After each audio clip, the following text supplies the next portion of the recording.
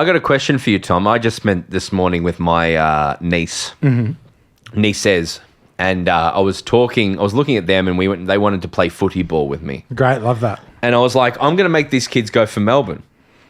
Did you fucking tackle them and have a go? Yeah, no, I really asserted my dominance for sure. They're 2.5 and one's literally like 9, like same age as Arcadia.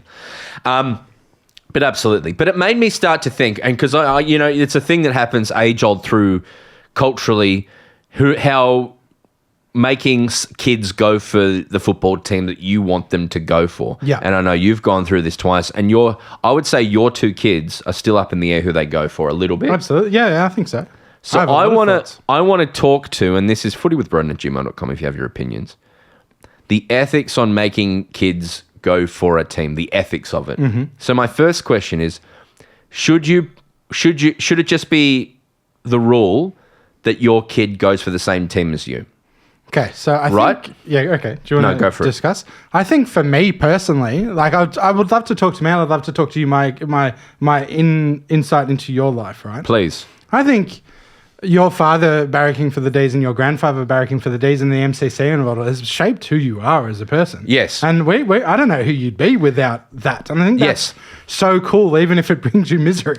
Yeah, so I was talking about this today with Annie. I'm like, going to the football is like seeing family. So it's like a family thing. Yeah. And so in part of it's like, yeah, you should like... And I definitely wish that I had that in a sense. Right. And I wish that I had that with my son, which is why I will not be pushing my son into Gold Coast. Right. Because we can never go. We don't live at Gold Coast. But I think sitting at home and watching with your dad would be a vibe. Absolutely. And there's the Friday night in the garage, because we'll have a garage with the TV on, and we'll watch the game on a Friday. Are you a KFC ad? We're Friday night footy. But no, I genuinely think like if my son grows up to barrack for Essendon and I take him with his grandfather every now and then like I'll love that for him, and I think that's important. I think pretty much if you go for the footy, like mum or dad, you're a dieharder, then your kid should go for the footy because there is a lot that comes with that. Yeah, it's family. The other side of that is though, should you have to put your kid through what you go through? So that's it's generational trauma. Yeah. I imagine as a parent, often you go,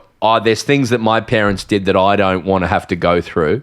That I won't raise my kids the way my parent raised me about this thing, made me play the piano or fucking this and that.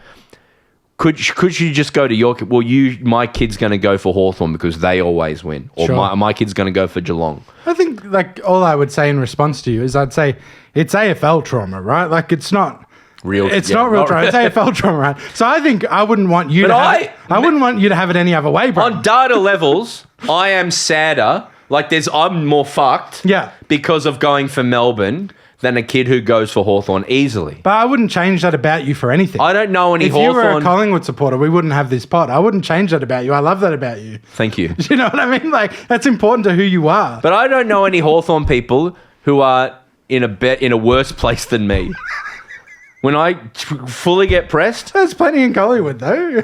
Yeah, but that's a whole other thing. That's a whole other thing. If my son, as a side thought, went for Geelong, I wouldn't love them.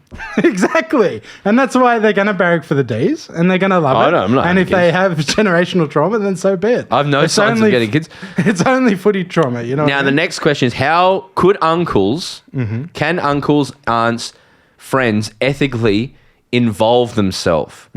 Or... And because jokingly you might have an uncle, you're going to go for Richmond, or I'm going to get you a Bombers scarf or a Collingwood thing, and it's like, don't you dare.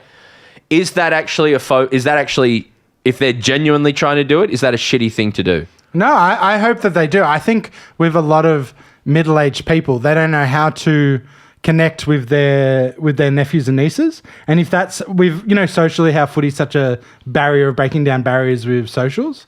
I think but you don't really care who Addie goes for, right? Yeah. But say Paddy's having a kid and like, my kid's going to go for Richmond, and then an uncle's like, you're going to go for the Swans. Yeah.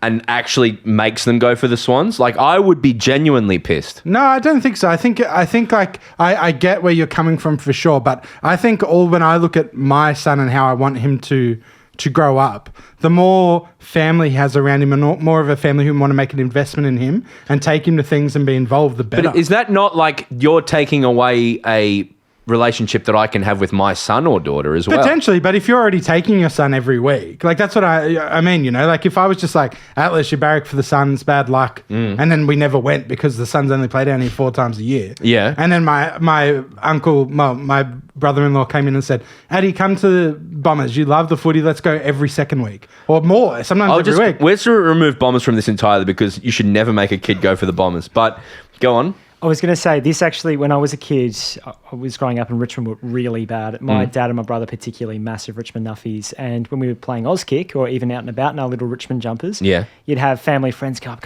you don't want to barrack for the Tigers, go for the Saints, because this was 2009. Of course. And a misery factory. And I think my dad, it actually genuinely made him go no, leave my kids alone. Because little 8-year-old me would go, I don't want to watch my team get done by 80 points a week. I want to see my team win. And thank God I didn't barrack for St Kilda. Yeah, it was that exactly. It's still a risky thing. Yeah, I just think I'm a lot more mild on it. I don't think that my football connection with my son will be defining, because if he wants to barrack for Richmond and go with Max all the time, for instance, then I'll teach him piano and that'll be my connection with him, Like, it's just like, it's not the most important thing to me. I would love for other people to have a relationship with my son. Keen to hear people's thoughts on this. And the last question on this is, how do you make a kid go for a team? Well, I think you don't. I don't think you force children into anything. That's the other thing. No, how do you convince them that they made the decision themselves? You just encourage them. You take them for experiences. My earliest memory is you go for Melbourne. Yeah, so I don't think that's right. Absolutely it is. It's like you are Kelly. You are Broden. You're talking about how much your name is Broden, and you go for Melbourne, and you will host a football podcast about it. Yeah, but you're saying it's a positive and a negative at the same time. It is. It's like, How old were you when you got your first D's membership? I don't know. I think I had an MCC thing, so I never. But also, when I was growing up, Paddy, because you're only 8, is when I was growing up, AFL memberships weren't the thing they are now. Right. Yeah. Like, not everyone had them. Yeah. There was like, in the last 25 years, the biggest clubs have gone from like 8,000 to 100,000. But go on. I was going to say, because I think I became a Richmond member when I was 2 days old. Yeah, so I that's think insane. that kind of locked it in rather quickly. Yes. I think that's how you do it now. Yeah, because and then you make it culturally. We wear red and blue. We like Max Gawn. We like with this. We like who do you like? Lalore? Nathan Foley. That's the thing. My earliest memories, which is bizarre, I had a framed picture of Gary Lyon playing, like, just on my wall. I was like, all right, I'm like, well, you like him. It was like North Korea shit. That's our supreme leader, Gary Lyon.